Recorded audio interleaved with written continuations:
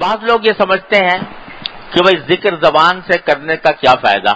بس اوقات ایسا ہوتا ہے ذکر شروع کیا، اب ذہن کہیں اور چلا گیا، دل کہیں، دماغ کہیں، اور زبان سے ذکر ہو رہا ہے، تو کیا فائدہ اس کا؟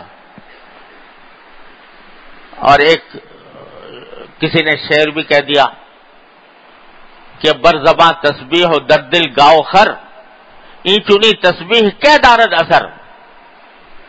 کہ زبان پہ تو تسبیح ہے، سبحان اللہ آدمی کہہ رہا ہے، اور دل میں گائے کا اور گدھے کا خیال آ رہا ہے. تو وہ شاعر کہتا ہے کہ این چنی تسبیح کہ دارد اثر، ایسی تسبیح کیسے فائدہ پہنچائے گی، کیا اثر کرے گی؟ لیکن حضرت کی مولوی مولانا تھانوی قدس اللہ تعالیٰ سرہ نے فرمایا، اللہ تعالیٰ ان کے درجات بلند فرمائے، کہ یہ کہنے والا جو ہے یہ حقیقت سے آگاہ نہیں. میں کہتا ہوں کہ برزباں تسبیح در دل گاؤ خر، ای چنی تسبیح ہم دارد اثر. کہ چاہے زبان یہ ہو کہ زبان پر تسبیح اور دل میں دوسرے خیالات آ رہے ہیں، لیکن یہ تسبیح بھی اثر رکھتی ہے، کم صحیح، لیکن یہ بھی بے اثر نہیں، خالی از فائدہ نہیں. اور حضرت گنگوہی قدس اللہ تعالیٰ سرہ کا ارشاد پتہ نہیں ہمارے کتنے بزرگوں نے نقل فرمایا ہے. حضرت گنگوہی رحمۃ اللہ علیہ جو قطب الارشاد، ان کا یہ ارشاد نقل فرمایا ہے. وہ فرماتے تھے کہ اللہ کا ذکر خواہ کتنی ہی بے دھیانی سے ہو، کتنی ہی بے دھیانی سے، بے توجہی سے ہو، یہ خالی اثر نہیں رہتا. یہ رفتہ رفتہ پھر اس وقت تو بے دھیانی سے ہو رہا ہے، بے توجہی سے ہو رہا ہے، لیکن یہی پھر آگے بڑھ کر اللہ تعالیٰ کے فضل و کرم سے قلب کی توجہ کا رخ بھی موڑتا ہے. جو لوگ یہ سمجھ کر کہ زبانی ذکر کرنے سے کیا فائدہ، جب ذکر کو چھوڑ بیٹھتے ہیں یا نہیں کرتے تو وہ کبھی منزل تک نہیں پہنچ سکتے، وہ کبھی منزل تک نہیں پہنچ سکتے. یہ ذکر لسانی ہی ہے جو سیڑھی ہے، جو راستہ ہے ذکر قلبی پیدا ہونے کا. لہذا اس کو بیکار نہ سمجھے، اس کو یہ نہ سمجھے کہ یہ فائدے سے خالی ہے. جس کو یہ ذکر کی نعمت نصیب ہو جائے تو اللہ تبارک و تعالیٰ کے فضل و کرم سے انشاءاللہ کبھی نہ کبھی منزل تک پہنچے گا. اسی لیے ایک مرتبہ ایک صحابی نے نبی کریم سرور دو عالم صلی اللہ علیہ وسلم سے عرض کی کہ یا رسول اللہ مجھے کوئی مختصر نصیحت فرما دیجیے. اب دیکھو صحابہ کرام بھی نصیحت فرمائیے، اذنی و اوجز، مجھے نصیحت فرما دیجیے اور مختصر فرما دیجیے. اب یہ بظاہر تو عجیب سی بات ہے کہ نصیحت کی درخواست بھی کر رہے ہیں اور ساتھ میں یہ قید بھی لگا رہے ہیں کہ مختصر ہو، مگر اس لیے کہ عمل کرنے کی نیت تھی. یا اللہ اگر کوئی لمبی چوڑی نصیحت ہوئی پتہ نہیں یاد رہے کہ نہ رہے، عمل کر سکوں نہ کر سکوں، تو نیت یہ ہے کہ عمل کروں. لہذا یہ ساتھ درخواست کر دی کہ مجھے مختصر نصیحت فرمائیے. تو نبی کریم سرور دو عالم صلی اللہ علیہ وسلم نے یہ نہیں فرمایا کہ ارے بھائی خدا کے بندے تم مجھ سے نصیحت کی فرمائش بھی کر رہے ہو اور شرطیں بھی لگا رہے ہو کہ مختصر ہو. آپ نے قبول فرمایا کہ ٹھیک ہے اگر تمہیں نصیحت مختصر چاہیے تو مختصر ہی کرتے ہیں. کیا فرمایا؟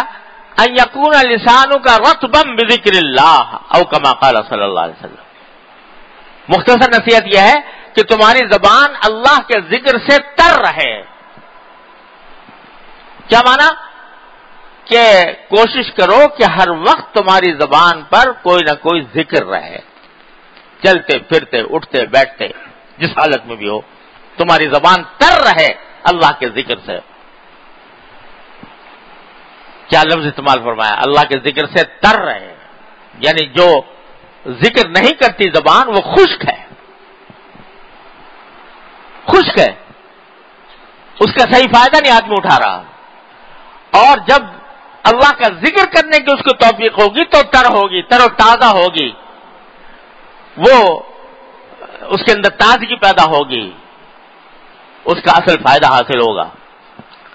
تو لسانوں کا رطبم بذکر اللہ او کما قال صلی اللہ علیہ وسلم، کہ تمہاری زبان اللہ کے ذکر سے تر رہے۔ یہ مختصر نصیحت کرتی ہے تو مختصر، لیکن اگر عمل کر لیا جائے اس پر تو سارا دین اس میں آ جائے گا۔ آدمی چلتے پھرتے اٹھتے بیٹھتے ذکر کر رہا ہے، اللہ تبارک و تعالیٰ کا ذکر زبان پر ہے، تو اس کے نتیجے میں اللہ تعالیٰ کا قرب حاصل ہوتا رہے گا، اس کے درجات بلند ہوتے چلے جائیں گے۔ ہمیں نہیں معلوم کس ذکر میں کیا معارف اور حقائق اور کیا اسرار اللہ تبارک و تعالیٰ نے رکھے ہیں۔ حدیث میں تو پڑھ لیا کہ ایک مرتبہ سبحان اللہ کہنا یہ میزان عمل کا پلہ بھر دیتا ہے۔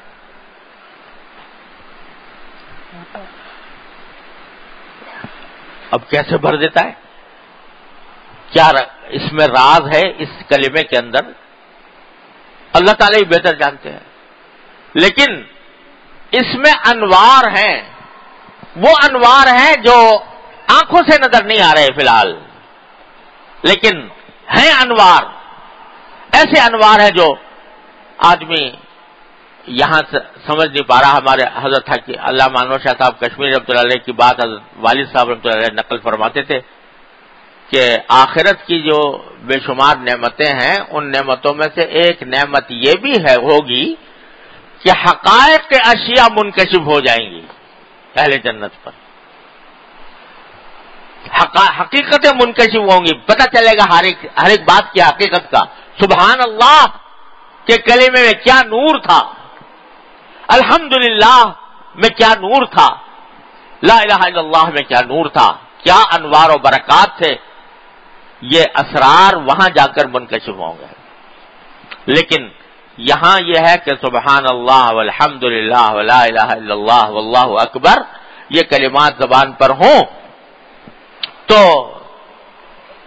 جتنے زیادہ ہوں گے اتنا ہی اللہ تبارک و تعالی سے قرب بڑھے گا، اللہ تبارک و تعالی سے قرب بڑھے گا یہ، اور جتنا قرب بڑھے گا تو انشاءاللہ ہماری سوچوں کے زاویے تبدیل ہوں گے،